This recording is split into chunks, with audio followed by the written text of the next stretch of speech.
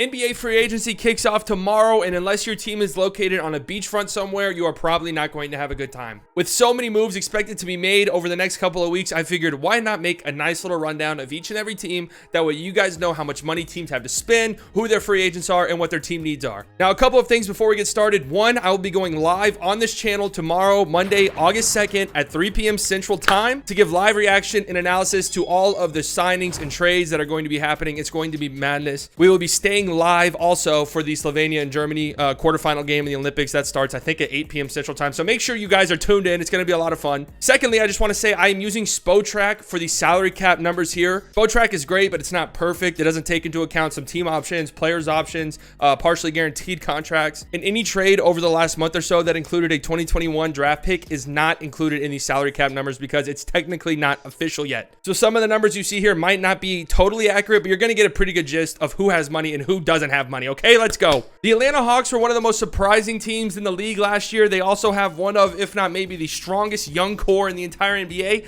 and they really don't have that much money to spend. So I don't expect them to do that much this offseason outside of bringing back John Collins, which sounds like a foregone conclusion at this point. They've already made some moves to shore up that backup point guard position. They traded for DeLon Wright. They drafted Sharif Cooper in the second round. Huge steal for them. They'll probably make a move to bring in a backup big on the low, especially considering Okongwu is going to miss some time to start the season. But outside of that, I don't expect anything too crazy out of the Hawks, at least compared to what they did last offseason when Titch was just going mad. I will say this, though. This team has almost too many young pieces. The next time a big name player demands a trade from their team, the Hawks are going to be suitors just because of all of the pieces they have. The Boston Celtics have already been one of the busiest teams this offseason, and they're in a weird spot. They really have no money to spend whatsoever, despite the fact that they've been offloading contracts. They got rid of Kemba. They got rid of Tristan Thompson, but they brought back in Al Horford. They brought in Josh Richardson from the Mavs. They might not even have enough money to bring back Evan Fournier, who they have bird rights on. I don't know. For a roster that needs a little oomph to get them over the edge, I just don't know if they're going to be able to make those moves this offseason, considering the lack of assets, the lack of money they have to work with. We'll see, though. Maybe Brad's a genius. We don't know. For the Brooklyn Nets, this offseason is pretty simple. Find some ring-chasing vets who are willing to play for absolutely nothing and get healthy.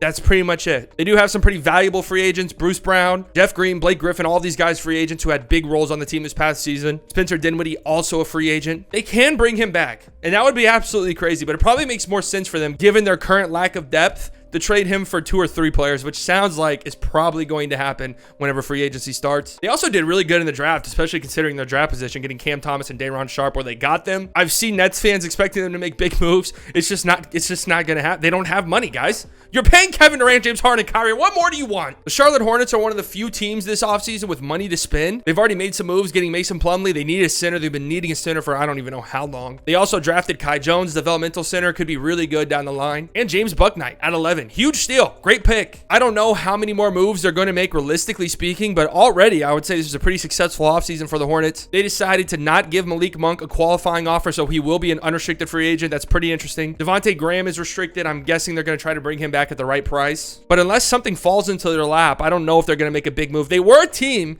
that was probably going to throw a pretty big bag at a center, but since they got Mason Plumlee and Kai Jones, I just don't know if that happens anymore. If Twitter rumors are to be believed, the Chicago Bulls will be one of the most busy teams over the next couple of days. They're already doing everything they can to clear up enough space to give an offer sheet to Lonzo Ball. That kind of sounds like a foregone conclusion at this point. They're also interested in Derrick Rose. That would require them waiving Thaddeus Young. I'm not the biggest fan of that, but I guess that's just the price you have to pay. Lauri Markkanen's a restricted free agent. He's good as gone, it sounds like. Daniel Theis, it sounds like he's good as gone as well. That's a pretty big loss for them. The Bulls need a little bit more to make a playoff push this upcoming season, especially considering Zach LaVine is an unrestricted free agent next offseason. They need to make moves. Lonzo Ball, is that enough? We're going to have to wait and see, I guess. Most Cavs fans will tell you this offseason's already a huge success after drafting Evan Mobley 3rd overall. They traded Taurean Prince for Ricky Rubio, some backup point guard depth. I'm sure they'll match whatever offers Jarrett Allen and Isaiah Hartenstein get. And while they've been shopping around Colin Sexton, Jetty Osman, Kevin Love, even reportedly Larry Nance, I don't really buy the Larry Nance rumors, to be honest with you. I don't imagine any of those guys getting traded between now and the start of the season, especially Kevin Love. Nobody wants his ass. Now that the draft has passed, I don't know if they'll get anything they love for Colin Sexton. And Jetty Osman, I don't know. Jetty Osman might get traded, but at the end of the day, that's really not that impactful of a move. So I don't expect much from this Cavaliers team other than, you stay right there, other than, you know, letting their young players continue to develop. They have one of the best young cores in the entire NBA. The Dallas Mavericks, man. I'm already getting Vietnam level flashbacks and free agency hasn't even fucking started yet. DeAndre Jordan.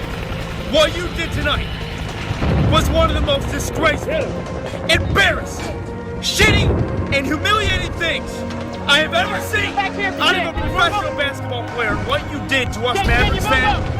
They have more money to spend this free agency than almost anybody. They're willing to spend it on literally anybody who wants to come to Dallas, but nobody wants to come. It already sounds like Plan A, Kawhi gone, Kyle Lowry gone. It's like they're already on Plan E. It hasn't even started yet. They traded away Josh Richardson, brought in Moses Brown. That was a nice move. It sounds like they're going to do everything they can to keep Tim Hardaway, but I don't see any realistic avenues for this team to really, and I mean really significantly improve their roster between now and the start of next season. If things go the way I'm thinking they're going to go for the Mavericks over the next week or two, please expect videos from me. Expect videos from me. Outside of bringing back Will Barton and maybe JaMychal Green and JaVale McGee, I don't expect much from the Denver Nuggets this offseason. They really don't have any money whatsoever to throw around, and the roster is already pretty deep. They just have to get healthy. I do really like the Bones Highland pick. I really like that pick. Really good value for them there at 26. If this team can stay healthy, that's the big key. If this team can stay healthy and bring back Will Barton, maybe get some cheap guard depth in free agency, this will be a sleeper team. This will be a dark horse. The Detroit Pistons could do literally nothing in free agency, and I would still consider this offseason a huge win for them because you got Cade Cunningham. But it does sound like they're interested in making some moves to improve their roster. I don't know how realistic it is, but it sounds like they're going to try to compete sooner rather than later, which, you know what? Good for them. I would imagine they're going to match pretty much any offer on Diallo, who's a restricted free agent. Saben Lee, I'm not entirely sure. While I personally don't expect the Pistons to make too many moves in free agency, them stealing a guy or two away would not surprise me in the slightest, especially considering the trajectory of this franchise. The Golden State Warriors tax situation is absolutely hilarious. I think I saw that they're going to be paying something like $400 million in taxes over the next couple of years for this absurdly put together roster. I was a little bit surprised that they actually kept their draft picks and didn't opt to trade them for some more pieces that could help now, especially drafting Kuminga, a guy who, by all accounts, is pretty far away from contributing. I like the Moses Moody pick. Honestly, I think it's a pretty good selection for them. And I've seen a lot of Warriors fans who seem to think that this team's going to be making crazy moves over the next couple of weeks. And unless a team really wants Kuminga and Moses Moody, I don't really see that happening. This team is so laughably over the cap that it's almost unbelievable. You almost have to want, what is even the point of a cap if you have a team like Golden State? They're going to get some vets to come in for sure. I think I already saw like Andre Iguodala coming back for the mid-level exceptions, like next to guaranteed for this team. I'm sure some dudes will want to come play with Steph and take the vet min. Some betting sites have given the Warriors the third best title odds going into next season. Unless they make some absurdly crazy move this offseason, I don't really see that, to be honest with you. But who knows? I know a lot of Warriors fans watch this channel, so I'm sure you guys will shit on me in the comments. I don't even think the most optimistic Rockets fan saw the NBA draft going as well as it did for this team. It's genuinely hard to think of a better scenario. This team has accumulated so much young talent that they almost don't really need anymore. Therefore, I wouldn't be surprised if this team makes moves this offseason to try and be a little bit more competitive next year instead of just being ass and tanking for picks again. I'm not so sure they really need to. They got a lot of free agents. A lot of these dudes will probably be on new teams next season. In an ideal world, you'd find a trade partner for John Wall. That way you can give some of your younger guys more room to develop. But I don't expect this team to make too many tanking moves this offseason because I don't really think they're tanking anymore, honestly. Oh, I really want to believe in this Pacers team. I really do. They are a talented roster. They are decimated by injuries last offseason. They got a new head coach, Rick Carlisle, one of the best coaches in the entire NBA. They just need a little extra oomph. And I don't know if they're going to get it. They don't have too much money to spend. And while they do have a bunch of intriguing trade assets, like, I don't know if you could trade Miles Turner for a player who's going to help you win now. I'm not entirely sure. If you do trade Miles Turner, are you trading everybody? Are you accepting a rebuild, or are you just trading Miles Turner and that's it? Like, I don't really know what this team does this offseason. They're in a very weird spot. They had a disappointing season last season, but again, they were decimated by injuries. A lot of coaching drama. If this team were to stay healthy, honestly, I do believe that they can be a competitive team next season. I would love for them to bring back Doug McDermott. If they don't bring back TJ McConnell, they're going to have to address the backup point guard position immediately, especially considering they traded away Aaron Holiday. Oh, and I love the Chris Duarte pick. I absolutely love it. The dude's 24. I don't care. I think he fits in perfectly with this Pacers team. He's going to be great. And also Rick Carlisle, a 24-year-old rookie, sign him up. He couldn't be fucking happier. Serge Ibaka opted into his player option, $9 million next year. That's a huge win for the Clippers. Of course, their big concern this offseason is to sign Kawhi Leonard to a new contract. I'm sure they're going to do that. Yes, I'm a Mavericks fan. Yes, I did somewhat convince myself that Kawhi Leonard would be coming to Dallas. Nick Batum and Reggie Jackson are both free agents, and I don't know if they're going to be able to bring them back. It would be huge if they were able to. Reggie Jackson seems as good as gone. Batum as well. Honestly, I think some team's going to throw that guy the bag. But it's pretty much a run it back year for the Clippers. Bring back Kawhi. Hope Kawhi stays healthy and, Just wait and see. You could definitely make the argument if Kawhi's healthy, this team probably wins the NBA Finals or at least makes it to the NBA Finals for the first time in franchise history. Don't expect too much from the Clippers. Oh, the Lakers already made one of the craziest moves you'll ever see, trading for Russell Westbrook. They literally have no money to spend, and by all accounts, they have 4 players on the roster with guaranteed contracts. 4. They have no shooting to speak of and really no ways to acquire these guys. I know Lakers fans are living in some fantasy world where they think that every team in the league is willing to just take on Dennis Schroeder's shit-ass contract that he's going to inevitably sign in exchange for real pieces, but that's probably not going to happen. There are some rumors that DeMar DeRozan's interested in coming here for the mid-level exemption. If that happens... One thing I will say, though, I need Andre Drummond back on this team so I can see a lineup with Russell Westbrook and Andre Drummond. It needs to happen. I have to see it. I really don't know what this team does. It does sound like there is just a long list of veterans who are willing to ring chase to join this team. So I'm sure they're going to get the shooting they need through minimum contracts. It sucks. It is what it is. This is the Lakers. But already some interesting moves, to say the least. The Grizzlies already made some pretty big moves themselves, trading Jonas Valanciunas to the Pelicans in return for Eric Bledsoe and Steven Adams. Also the 10th overall pick, moving up in the draft to take Zaire Williams. Some people thought it was a reach. The reality is you don't know. You have no idea what big boards look like for these NBA teams. It's quite possible Zaire Williams was 12th on everybody's big board. So who knows? I don't really expect anything from Eric Bledsoe on this team. Steven Adams is most certainly a downgrade from Jonas Valanciunas. I don't know how big of one, but most certainly a downgrade. But this is one of the best young teams in the league. They're going to continue to develop. I don't really see them making too many moves the rest of this offseason. Even still, if you're a Grizzlies fan, you have to be absolutely ecstatic about the future of this team and the way this team looks moving forward, even if you make 0 moves from here on out. Miami, Florida. That's all there is to be said. Everybody loves to give Pat Riley all the credit for free agents wanting to go to Miami. Did he terraform the beach himself? Did he terraform the beach himself? No. It sounds like they're going to get Kyle Lowry. It sounds like they're trying to push for DeMar DeRozan too. I mean, people want to play in Miami. That's just the reality of the situation. They got a ton of free agents. I'm assuming they're probably going to bring Duncan Robinson back. He's restricted. Kendrick Nunn, we'll see. Depends on how much money he gets, I'm guessing. B.O., Trevor Ariza, Bjelica. I'm guessing all of these guys are gone. And while they did pick up Dragic's option, it sounds like he's going to be included in some sign and trade for Kyle Lowry. As a Mavs fan, I can't believe I let myself convince myself that Kyle Lowry was coming to Dallas. Once I saw the story that Kyle Lowry was the godparent to one of Jimmy Butler's kids, I knew it was fucking over. Well, I was like, why even bother? The Bucks are going to be riding the high of their championship for quite some time, but they still have some work to do this offseason. PJ Tucker's a free agent. It sounds like they're going to bring him back pretty much immediately. Bobby Portis is a free agent, and while it sounds like the Bucks are going to try to bring him back, I have a hard time imagining some team's not going to throw him a bag. Bryn Forbes, it sounds like he's gone. That's fine because he didn't even play the last couple games of the finals. I mean, you just won a championship, right? And unless your team is owned by Mark Cuban, you're going to run back a championship team every single time. I have absolutely zero inside sources, but I would not be surprised at all if the Timberwolves made a sneaky big move to try and become playoff contenders next season. Their youth movement is pretty much over and done with. They're going to be too competitive, I think, to like actively be tanking, but I also think they need a few more pieces to help them out. And I think they have enough young talent to swing a trade. I just don't know who it's going to be for yet. They don't really have any money to spend in free agency outside of bringing back their guys like Jared Vanderbilt, maybe McLaughlin. I don't really see them doing much. But as far as trading goes, keep an eye out for them. Keep an eye out.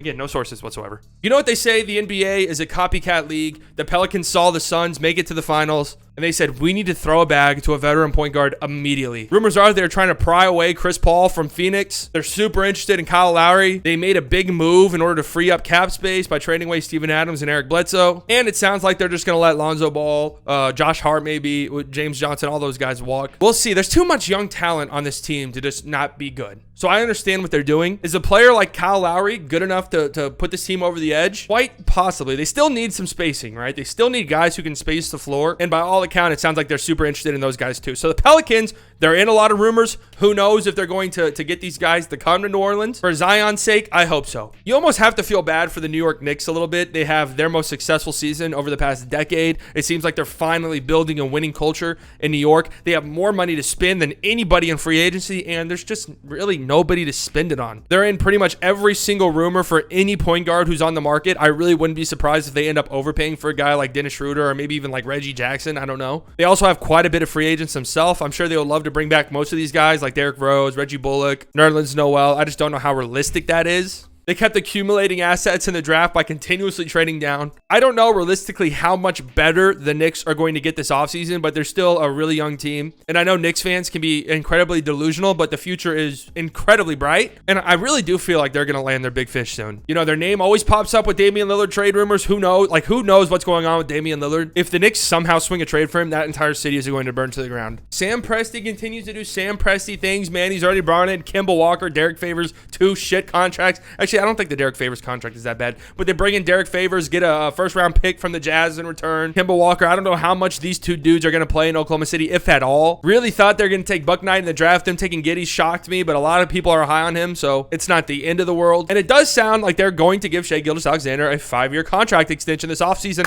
Bravo. Great move. Great move, guys. Unless it's trading for, you know, more bad contracts to get future assets, I don't think this team's going to do much. I saw a report that they wanted to bring in Spencer Dinwiddie so they could trade him later on. I mean, that's just a wild strategy. That is a veteran NBA 2K, my GM move right there. And I've said this before. This team is closer than I think a lot of people think. It's just, do they want to compete? Yes or no? That's what it comes down to. Right now, it seems like it's still no, but we'll have to wait and see, I guess. I don't expect much, if anything, from the Magic. I think most Magic fans will tell you they've already won the offseason by getting Jalen Suggs 5th overall. And given the amount of youth on their roster from top to bottom, I would be shocked if they brought in anybody who steals playing time from these guys. I'm just really happy this team finally embraced the youth movement, man. It was hard to watch for so long. I could definitely see Terrence Ross getting traded. I mean, Mo Bamba's name's been in trade rumors. We'll just have to wait and see, but I'm not expecting much from the Orlando Magic. I don't think too many people are. They really don't have that much money to spend to begin with. And again, it's a youth movement here. So them bringing in like veteran pieces to take playing time from young guys would make 0 sense. Be bad, Orlando. It's okay to be bad for a couple of years. Philly's entire offseason revolves around Ben Simmons, right? Are they going to trade him? Are they going to keep him? If they keep him, it's hard to imagine them making too many moves to get better. They don't have that much money to spend. And even them bringing in a guy like Kyle Lowry would probably involve a sign and trade, sending Ben Simmons outwards. We've seen some of the absolutely absurd trade offers, reported trade offers that Daryl Morey has sent out for Ben Simmons. And I saw today that they've been shopping Tobias Harris as well. So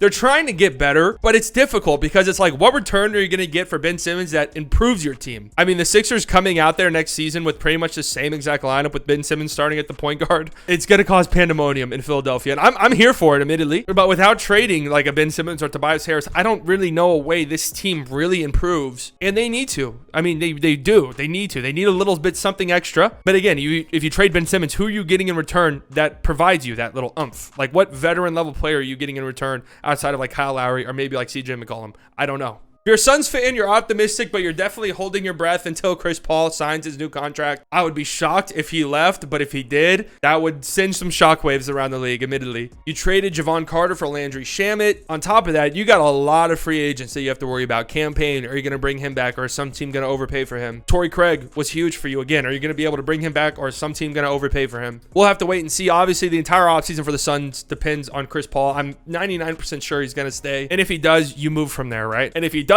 well, whenever I was planning out this video, I explicitly wanted to avoid being negative about any team. I just pretty much wanted to give the facts. Here's what these teams have to work with. But I can't help but be negative about the Trailblazers. I have zero idea what this team does. None. Outside of bringing back Norman Powell, they really don't have too many moves to make. And we've seen the ceiling of this team. It is what it is. I guess the strategy is to run it back just to see if the human punching bag, Terry Stotts, was really the person to blame for literally every single thing that went wrong with this team over the past 5 years. But this team needs to do something. It just does. But again, I don't know what that move is, right? If you're trading CJ McCollum, who are you getting back in return that helps you win now? The same thing can be said for Yusuf Nurkic. And if you're trading Damian Lillard, well, I mean, you're in a complete and total rebuild anyway. I don't know. Things are getting spooky. The Damian Lillard rumors went from Damian Lillard is never requesting a trade to, well, I mean, we'll see. So I don't know. I'd be scared if I was a Trailblazers fan. I'm just going to be honest. I honestly think the Kings got an unfair amount of shit for the Davion Mitchell pick. I get it's funny to laugh and joke at the Kings, but Davion Mitchell is a good prospect. He's going to be a good player. And the Kings are really in no position to draft based off of fit. That's exactly how they ended up with Marvin Bagley, guys. Did we forget? Or is joking on the Kings just, too important? It seems like this team is motivated to make moves. They had a deal in place to trade away Buddy Hield to the Lakers. That fell through and the Russell Westbrook trade happened. They traded away DeLon Wright. They have like 55 fucking guards now, especially after drafting Davion Mitchell. So I like that move. I think they're probably going to bring Rashawn Holmes back. That's what it sounds like. And I would be absolutely shocked if Buddy Hield or Marvin Bagley are on this team at the start of next season. So we're just going to have to wait and see what return they get for those guys. I don't expect too much to happen for the Kings. I mean, unless you consider a Buddy Hield trade to be a big deal. But it's possible. It's possible they get a pretty decent return from him. A knockdown shooter. A lot of contending teams would love that. But I'm not giving the Kings shit for Davion Mitchell. I think he's going to be a really good player. Going into this offseason, I kind of felt like the Spurs were like a sleeper dark horse team for some of these guys being mentioned in trades, and I still somewhat believe that. Like, I wouldn't be shocked at all if Kyle Kuzma is on the Spurs by the start of next season, or even Ben Simmons. I can imagine Pop falling in love with the idea of developing those guys. People absolutely lost their mind at the Josh Primo pick. This was a dude who was like projected to go in the second round in a lot of mocks, but NBA scouts were really high on him, it sounds like. And guess what, guys?